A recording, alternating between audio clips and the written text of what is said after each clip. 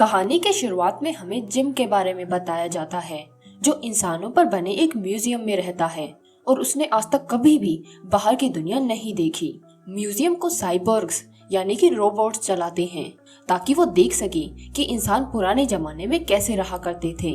अब इंसानों की प्रजाति खत्म होने की कगार पर है। इसकी वजह से म्यूजियम में जिम को ही सबसे ज्यादा रोबोट्स देखने आते हैं और वही सबके आकर्षण का केंद्र बन चुका है। उसका घर छोटा सा है जिसमें एक बाथरूम, बेडरूम और लिविंग रूम है। सीढ़ियां भी हैं, मगर वो उसी जगह वापस आ जाती हैं। उन्हें तो बस इंसानों के रहने के तरीके को देखने के लिए बनाया गया है। यहाँ तक कि दरवाजे और खिड़कियां भी नकली हैं।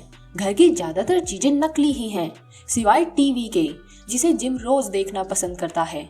आज भी हमेशा की तरह जिम टीवी पर मूवी देख रहा है, जिसका उसे हर शब्द पहले से ही याद है। उसके हिसाब से फिल्म में इंसानों की असली जिंदगी को दिखाया जाता है। रोबोट्स जानबूझकर उसे एक ही टाइप की मूवीज दिखाती हैं ताकि उसे समझ आ जाए कि आदमियों को औरतों से कैसे बर्ताव करना होता है। जिम टीवी देखने के साथ साथ सीरियल्स भी खा रहा है, जिसमें से एक खिलौना निकला। फिर वो पैकेट फेंककर जल्दी से शेल्फ के पास गया जहाँ वो सीरियल से निकले हर प्राइस को रखता है।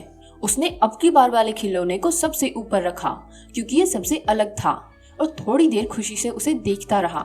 इससे पता चलता है कि वो रोज सीरियल खाता है और उसमें से निकले प्राइस को इकट्ठा करना उसे बहुत अच्छा लगता है।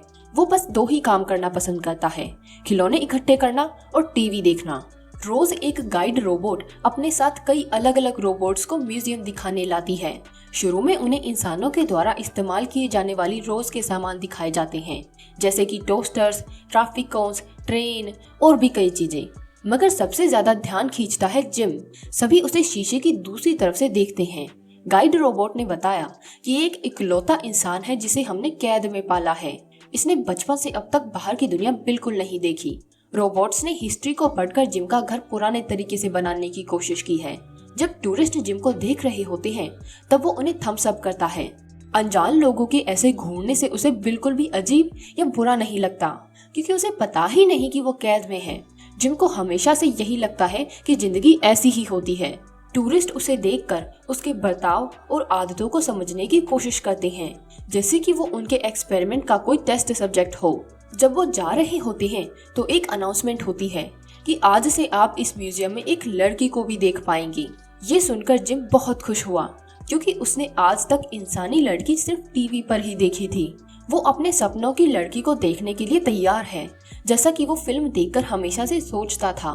जिम अगले दिन के लिए बहुत खुश है। वो जल्दी उठा और एक्सरसाइज करते वक्त ब्रश करता है और बहुत देर तक नहाने के बाद खुद पर काफी सारा डिओड्रेंट भी लगा लिया। फिर उसने एक बढ़िया सा सूट पहना और नई लड़की से मिलने के लिए तैयार है। थोड़ी देर इंतजार करने के बाद रोबोट कैज नाम की एक सुंदर सी लड़की को अंदर लाता है। जिससे पहले कि वो कुछ कह पाती, जिम फिल्म के डायलॉग बोलने लगा, क्योंकि उसके हिसाब से तो ऐसे ही बातें होती हैं। उसे लगा कि कैज खुश हो जाएगी, मगर वो डर गई और घर से बाहर निकलने का रास्ता ढूंढने लगती है। उसे तो बाहर की दुनिया से पकड़कर लाया गया है, इसलिए वो जानती है कि उसे यहाँ पर बंदी बनाकर रखा जा रहा है। मगर जिम के घर के सारे दरवाजे और खिड़कियां नकली हैं।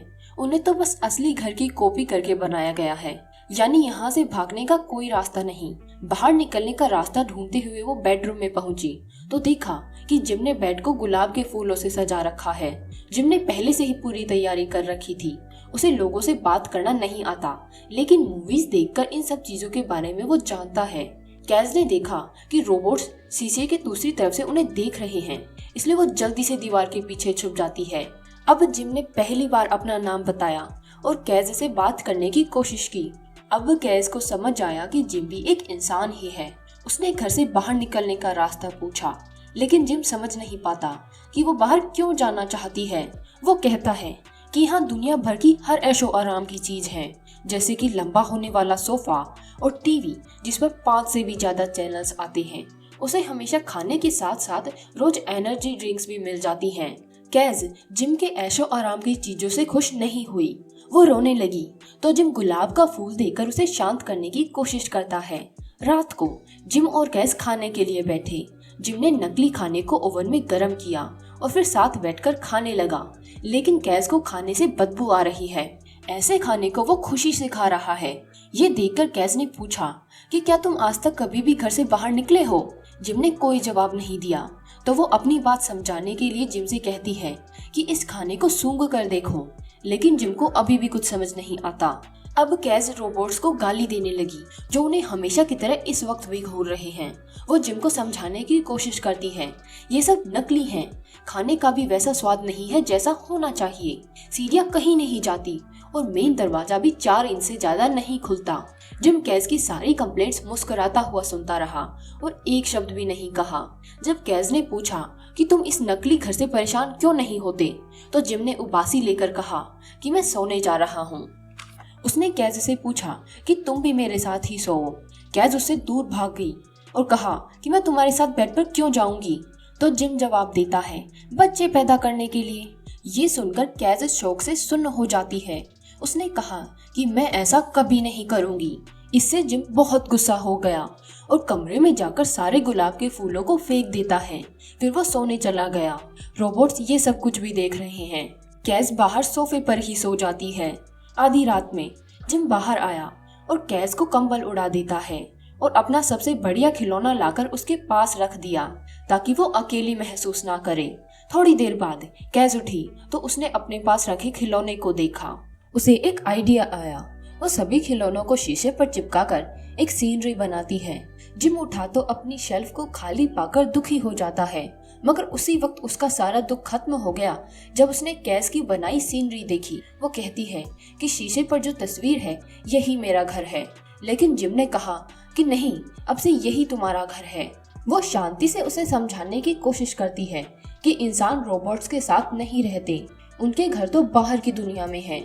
अगले दिन सुबह खाने के वक्त जिम एक पौधे का इस्तेमाल करके रोबोट से छुप जाता है। फिर उसने कैज को धीरे से बताया कि यहाँ से निकलने का एक तरीका है। हर 2-4 दिन में एक रोबोट मेन दरवाजे से कार्ट लेकर आता है। कैज बिना रोबोट के पता चले कार्ट में छुप सकती है और फिर बाहर आसानी से पहुँच जाएगी, मगर कार्ट में एक आदमी के आने की ही जगह है, इसलिए जिम को म्यूजियम में ही रहना पड़ेगा। कैज चिंता करते हुए कहती है कि तुम यहाँ रहने के लिए नहीं बने हो। इस पर जिम ने जवाब दिया, मैं खुश हूँ, तुम्हें मेरी चिंता नहीं करनी चाहिए, बस अपना ख्याल रखो और घर चली जाओ। रात को एक रोबोट फ्रिज में सामान रखने आया। कैज चुपके से कार्ट में घुस गई और फिर किसी के बिना पता चले वहाँ से बाहर चली जाती है। अगले दिन सुपरवाइजर रोबोट ने जिम से पूछा कि क्या तुम्हें लड़की के बारे में पता है, तो जिम ने मना कर दिया। फिर हमेशा की तरह कई लोग म्यूजियम में जिम को देखने आए, लेकिन जब सोफा उनकी तरफ घूमा तो पता चला कि जिम एक रोबोट को बांधकर भाग चुका है। कहानी के अंत में जिम एक लड़की के पास जा रहा है। वो जगह सेम वैसी ही है जैसे कि कैज ने पेंटिंग में बनाई थी। जिम को जिस तरह से बंदी बनाकर रखा गया था वो दिखाता है कि हम इंसान कैसे जू, एक्वेरियम और सर्कस में जानवरों को रखते हैं। इससे पता चलता है कि उन्हें अपनों से दूर नकली परफेक्ट दुनिया में रहकर कैसा लगता होगा। हालांकि कई लोगों ने फिल्म की एंडिंग को पसंद नहीं किया, लेकिन फिर भी ये अलग कॉन्सेप्ट है और इसके मैसेज की वजह से ये मूवी देखने लायक है। अगर आपको ये वीडियो पसंद आया हो तो इसे लाइक और शेयर करें और कमेंट्स में अपने ओपिनियंस बताएं और ऐसे ही और वीडियोस देखने के लिए चैनल को सब्सक्राइब कर लें।